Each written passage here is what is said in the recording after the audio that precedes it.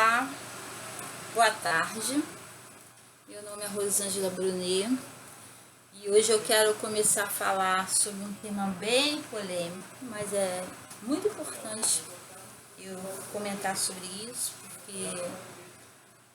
porque nós estamos num momento que é essencial falarmos sobre esse tema, que é a controvérsia, né, da modernidade versus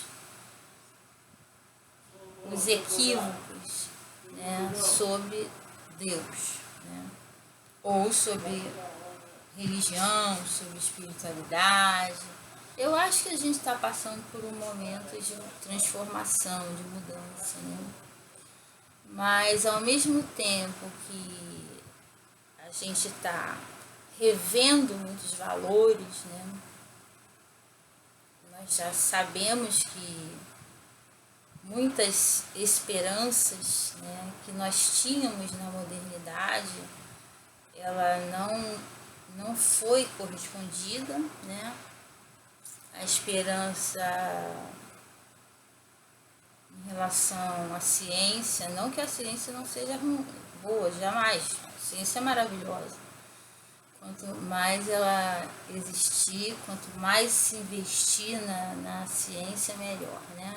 Mais nós vamos nos beneficiar mesmo, estaremos muito mais abertos para vivermos melhor, né? Inclusive a psicologia, a própria psicologia, né, precisa cada vez mais ser vista com muita seriedade e ser reconhecida e se investir muito nesse estudo, nessa ciência, né? Porque Jung diz que o problema maior é a psique, né? A psique é o grande perigo, né? Primeiro porque a gente não conhece muito, né, o psiquismo, né, a própria psique. Então, tem muita coisa que a gente não sabe. Então, vamos investir, né, nessa questão da ciência ligada à própria psicologia, né? Ligado ao quem é esse homem, né? Como é esse psiquismo. Então, eu sou a favor.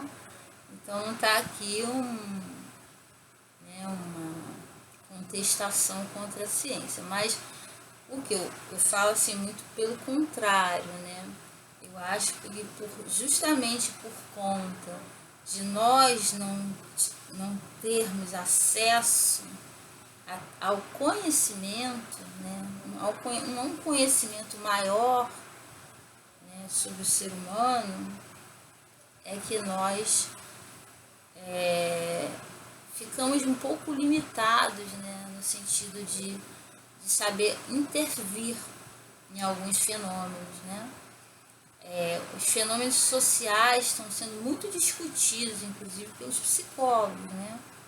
Que são importantes para nós também. Mas, na verdade, como Jung diz, né? A gente não pode pensar em coletividade sem pensar em indivíduo, né? Então, assim, eu estou preocupada com o coletivo, eu estou preocupada com o que está acontecendo na sociedade, mas, assim, a gente precisa saber de verdade quem é esse indivíduo, né? Quem é esse sujeito que está, né, vivendo todo dia fenômenos extremamente complexos, mudanças muito constantes, numa velocidade muito grande. E atualmente, mais do que nunca, vivenciando, eu queria ler um trecho do Leonardo Boff, no livro que ele escreveu sobre o despertar da águia, né? É a continuação do livro que ele escreveu sobre águia e galinha, né? Então, mas ele faz assim uma analogia muito interessante, né? e ele fala sobre esse momento que a gente está passando. Então eu gostaria de ler esse trecho para você entender o que eu quero, aonde eu quero chegar, né? Analistas, especialmente vindos da biologia, das ciências da Terra e da cosmologia, nos advertem que o tempo atual se assemelha muito às épocas de grande ruptura no processo da evolução. Ruptura, né? Épocas caracterizadas por extinções em massa, né? Efetivamente, a humanidade se encontra diante de uma situação inaudita. Deve decidir se quer continuar a viver ou se escolhe sua própria autodestruição, né? O risco hoje não vem de alguma ameaça cósmica, porque assim, a gente tinha essa, né, a gente tinha essa expectativa, né, anteriormente. Não vem também do choque de algum meteoro, um asteroide rasante, nem de algum cataclismo natural produzido pela própria Terra. A ameaça não vem daí. Ou de um terremoto sem proporções, ou um deslocamento fenomenal de placas tectônicas. O perigo vem da própria atividade humana, exatamente o que Jung falou, o perigo é a psique. O asteroide ameaçador se chama Homo sapiens. Homo sapiens demens, surgido na África há poucos milhões de anos. Pela primeira vez no processo conhecido de hominização, o ser humano se deu os instrumentos de sua própria destruição.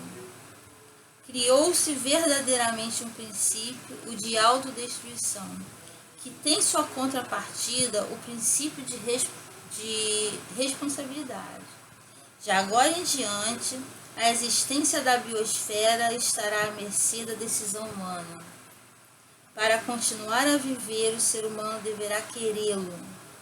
Terá que garantir condições de sobrevida. Tudo depende de sua própria responsabilidade. O risco pode ser fatal e terminal, né? Tem aqui mais um tempinho assim. Nos últimos 3 séculos, a humanidade ocidental se organizou mais na insensatez do que na sabedoria. Seu estilo de vida é hoje mundializado. A ele está ligada a destruição de ecossistema, ameaça nuclear e falta de compaixão, relegando milhões e milhões de pessoas à miséria. Então, por aí a gente já entra, começa a entender aonde eu quero chegar, né? Então, por exemplo, nós estamos vivendo isso, né? Nesse momento a gente está vivendo esse tempo, né?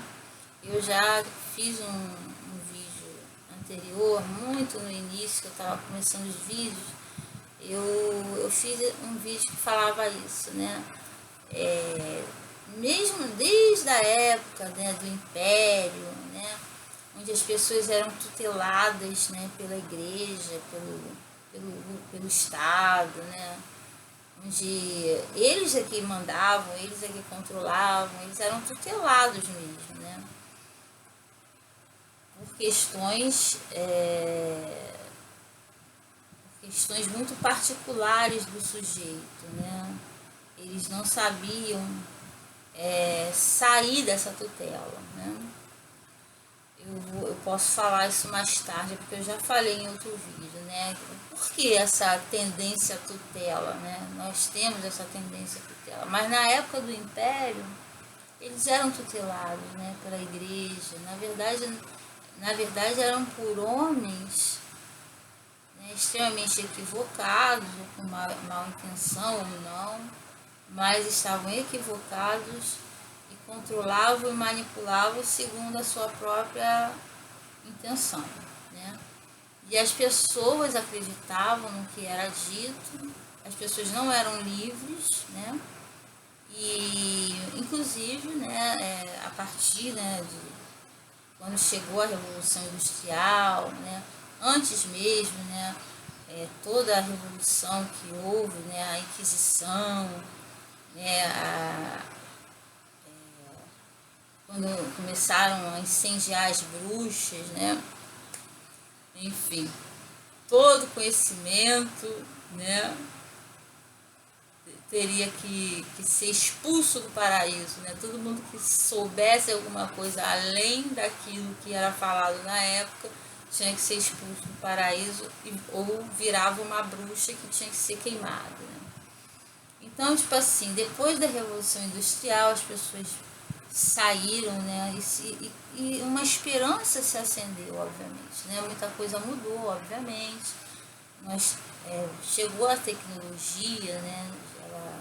A esperança, né? De liberdade, de sair dessa tutela, né? De ser seu próprio dono, de ser você mesmo, de fazer o que você quer, de ter liberdade. Essa esperança aumentou, né?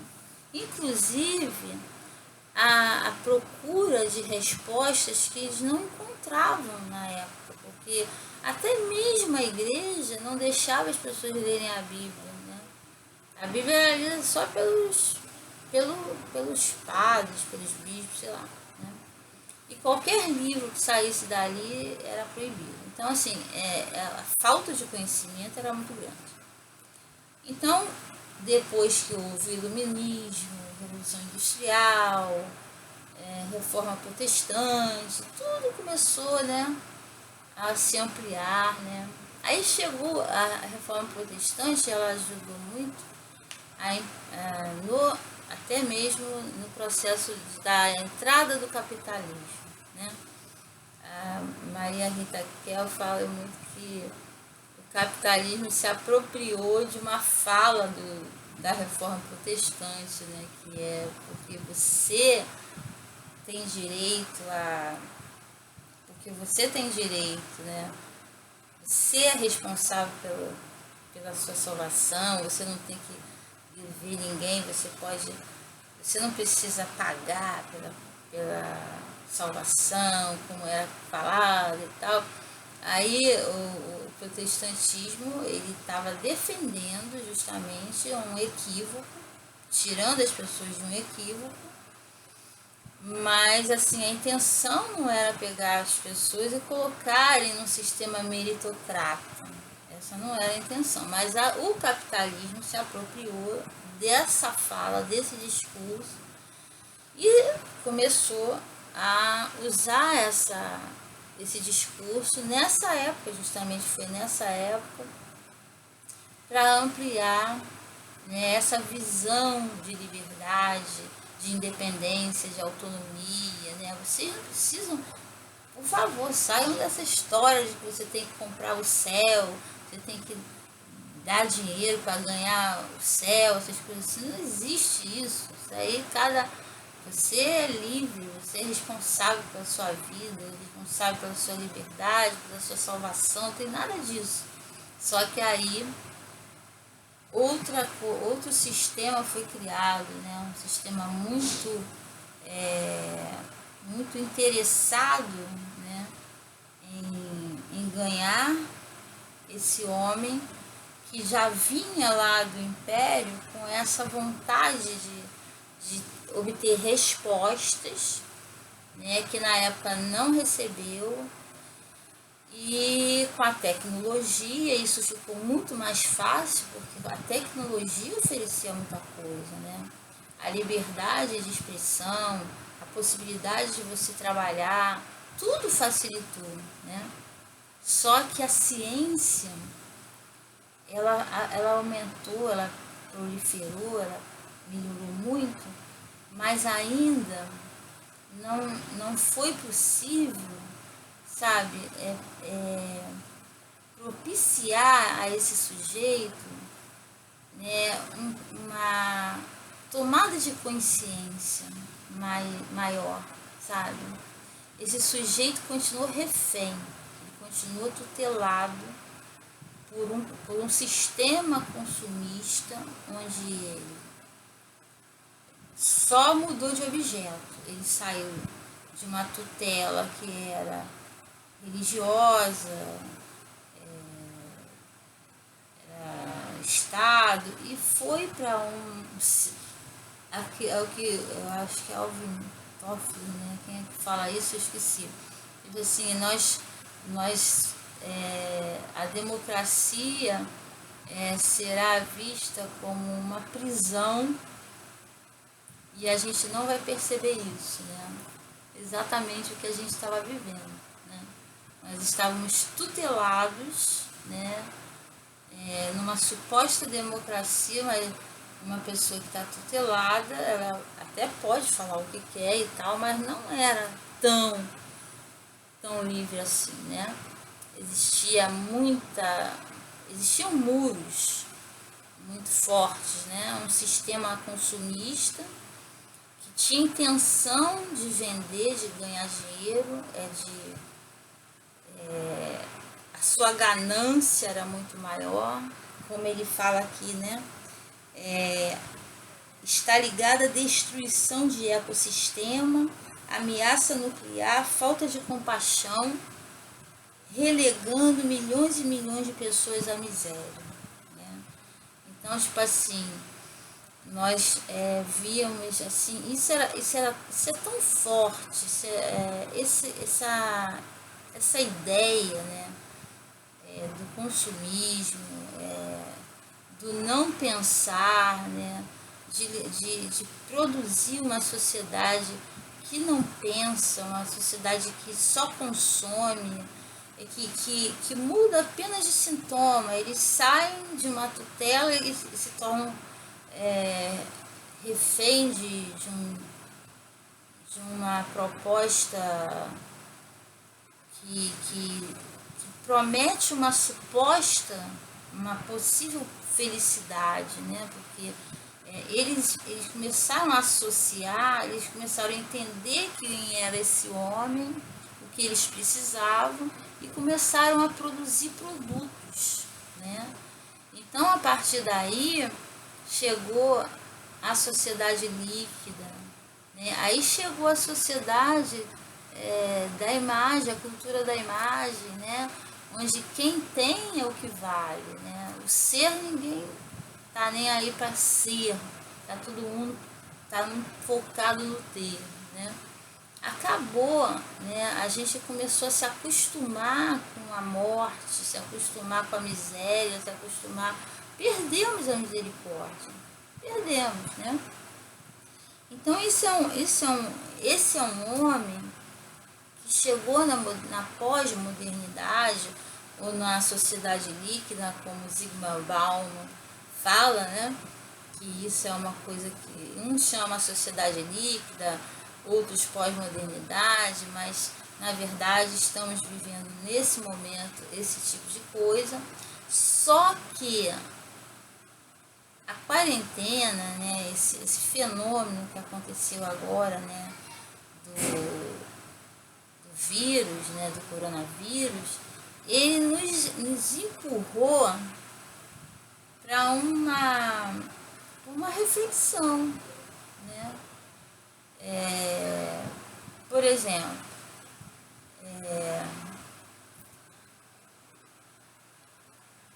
quando eu não estou preocupada, né? Eu sou formada, toda a minha vida, desde criança, eu fui formada valorizando o ter.